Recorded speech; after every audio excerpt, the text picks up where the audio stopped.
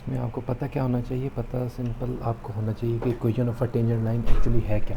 तो equation of a tangent line को हम पहले भी डिटेल से डिस्कस कर चुके हैं कि अगर आपके पास हम बात कर रहे हैं टेंजेंट लाइन हमने फाइंड करनी है at x is equal to zero. तो हमारे पास दो फार्मूलाज हैं equation of a tangent line के, क्योंकि इक्वेशन ऑफ अ जो टेंजेंट लाइन है वो क्या होती है, ऑब्वियसली स्ट्रेट लाइन की इक्वेशन होती है। तो स्ट्रेट लाइन की इक्वेशन के एक फार्मूला तो हमारे पास ये है ना, y minus y one is equal to m into x minus x one. ठीक है, यहाँ पे जो x1 है हमारे पास वो x इक्वल टू ज़ीरो है, यानी x1 की वैल्यू हमारे पास आ गई ज़ीरो। ठीक हो गया। अब हमने y1 फाइंड आउट करना है, तो y1 कैसे हमें मिलेगा, हम फंक्शन के अंदर ये जो x1 है इसको हम पुट करेंगे तो हमारे पास मिल जाएगा y1। तो इस फंक्शन को अगर आप गौर से देखें तो ये सारी की सारी टर्म जब x equal to zero put करेंगे तो ज़ीरो हो जाएगी, सिर्फ 7 सर्वाइव करेगा। तो हमारे पास y1 की वैल्यू आ गई 7। तो अब हमें x1 भी मिल चुका है, हमें y1 भी मिल चुका है। अब हमने जो फाइंड आउट करना है ये m फाइंड करना है जो स्लोप है, और ये स्लोप किसकी है, स्लोप है टेंजेंट लाइन की। ठीक है, तो टेंजेंट लाइन की स्लोप के बारे में हमने अपने पुराने लेक्चर में डिसाइड किया था कि जो equation of slope of a tangent line है वो f prime of x at x1 होता है। तो अब यहाँ पे f prime of x find करेंगे सबसे पहले इस फंक्शन का। तो पावर रूल अप्लाई करेंगे तो क्या होगा, यहाँ पे x रेज टू पावर 3 है, तो हमारे पास एफ प्राइम ऑफ x क्या आ जाएगा, 3 पावर जो है वो पहले आ जाएगी, 3 minus two 1, 3 minus 1 is equal to minus 3 into 2 x raise to power 1 plus 2x का डेरिवेटिव 2। अब हम क्या करेंगे, ये आ गया 3x square minus 6x plus 2, ये f प्राइम ऑफ x है। लेकिन मुझे स्लोप चाहिए कहाँ पे, ये इन जनरल हमारे पास डेरिवेटिव आया है, हमें स्लोप किस पे चाहिए, ज़ीरो पे। तो f प्राइम एट ज़ीरो जो होगा वो हमारे पास स्लोप होगी टेंजेंट लाइन की at x is equal to zero.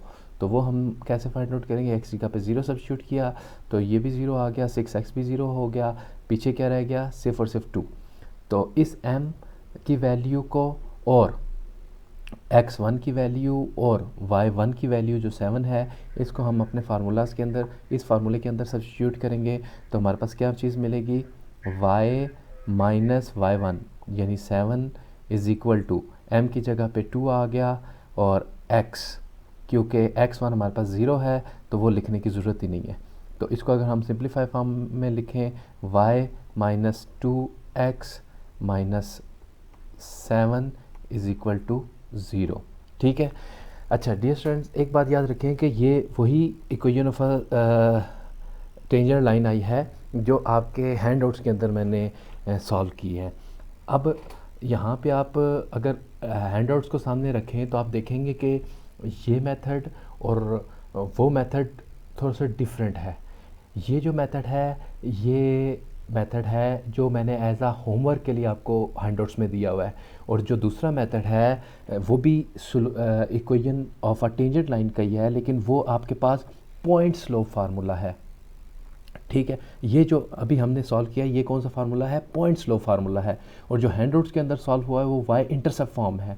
यानी कि वाई इंटरसेप्ट फॉर्म क्या होती है, Y is equal to M X plus C.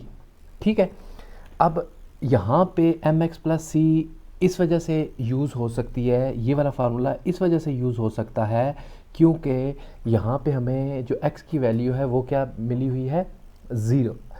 x की वैल्यू हमें मिली हुई है ज़ीरो। ठीक है, इसका मतलब है y इंटरसेप्ट जो है वो बड़े आसानी से हम निकाल सकते हैं कि इस इक्वेशन में x की जगह पे ज़ीरो पुट कर देंगे तो हमारे पास जो y की वैल्यू 7 आया है वो असल में वहाँ पे c है या b है। ठीक है, m उसी तरीके से हम फाइंड आउट करेंगे जैसे हमने यहाँ पे किया है। तो इस फार्मूले में और ये जो आपके पास पॉइंट स्लो फार्मूला है, इन दोनों में कोई ख़ास फ़र्क नहीं है सिवाय इसके कि स्लोप इंटरसेप्ट फॉर्म तब हम यूज़ करते हैं जब हमारे पास वाई इंटरसेप्ट यानी कि एक वाई की वो वैल्यू जहाँ पे जो स्ट्रेट लाइन है वो क्रॉस करके गुजर रही है उसकी वैल्यू पता हो। अगर हमें पॉइंट गिवन है कि x1 भी पता है y1 भी पता है यानी पॉइंट गिवन है, तो तब हम जो है वो यूज़ जो करते हैं वो पॉइंट स्लो फार्मूला यूज़ करते हैं, वह इंटरसेप्ट फॉर्म यूज़ नहीं करते। तो इसी तरीके से हमारे पास जो नेक्स्ट अगर हम एग्ज़ाम्पल देखें तो नेक्स्ट एग्ज़ाम्पल के अंदर हमने करना ये है कि find the equation of a normal line at x is equal to -4। Equation of a normal line, देखें नॉर्मल लाइन का मतलब ये होता है कि अगर आपके पास एक स्ट्रेट लाइन है, ठीक है, आपके पास एक स्ट्रेट लाइन है, ठीक है, तो एक ऐसी लाइन जो इसके इस स्ट्रेट लाइन के ऊपर परपेंडिकुलर है यानी कि 90 का एंगल बनाती है, तो ये नॉर्मल लाइन की हमने इक्वेशन फाइंड आउट करनी है। यानी कि पहले क्या था कि हम एक टेंजेंट लाइन की स्लोप फाइंड कर रहे थे, अब हमने वो जो टेंजेंट लाइन की स्लोप कहाँ पे फाइंड कर रहे थे, लेट्स सपोज आपके पास ये एक कर्व है, ठीक है, इस कर्व पे लेट्स सपोज आपके पास जो स्ट्रेट लाइन है वो ये वाली है,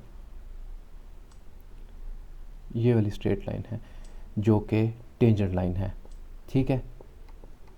अब हमने एट दैट वैल्यू जो कि x is equal to let's suppose -4 है, हमने टेंजेंट लाइन की इक्वेशन नहीं फाइंड करनी बल्कि एक ऐसी लाइन की इक्वेशन फाइंड करनी है जो x इज़ इक्वल टू 4 पे परपेंडिकुलर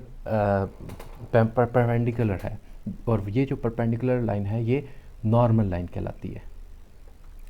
तो कोई टेंशन लेने की ज़रूरत नहीं है, पहले मैं आपको इसकी जनरल फॉर्म बताता हूँ जो हमने अभी थोड़ी देर पहले एग्जांपल सॉल्व की है। उसी तरीके से हमने पहले equation of a normal line की इक्वेशन लिख लेते हैं, y minus y1 is equal to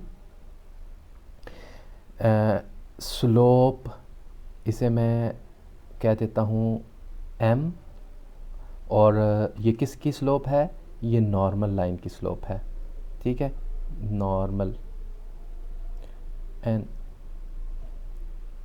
n से मुराद slope of a normal line into x minus x1, ठीक है।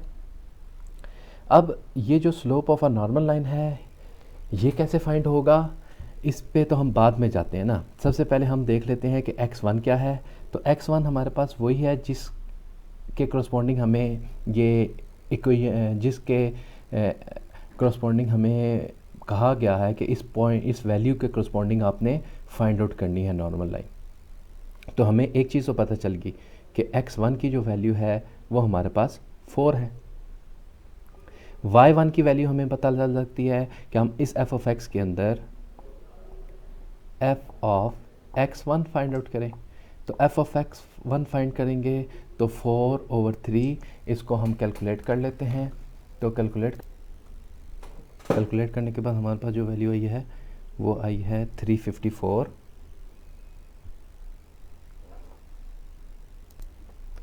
354.33, ठीक है। ये किसकी स्लोप है, ये याद रखिएगा टेंजेंट लाइन की स्लोप हम टेंजेंट लाइन नहीं, पॉइंट हम फाइंड कर रहे हैं।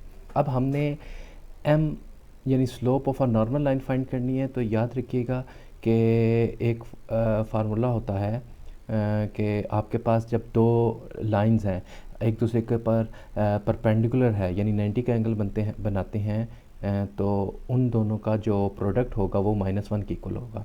यानी कि m1 इंटू m1 मैं कह रहा हूँ slope of a tangent line into slope of a normal line यानी mn इज़ इक्वल टू -1। तो यहाँ से अगर हम mn की वैल्यू फाइंड करें तो वो किसके बराबर आ जाएगी, वो इक्वल होगा -1/m टेंजेंट।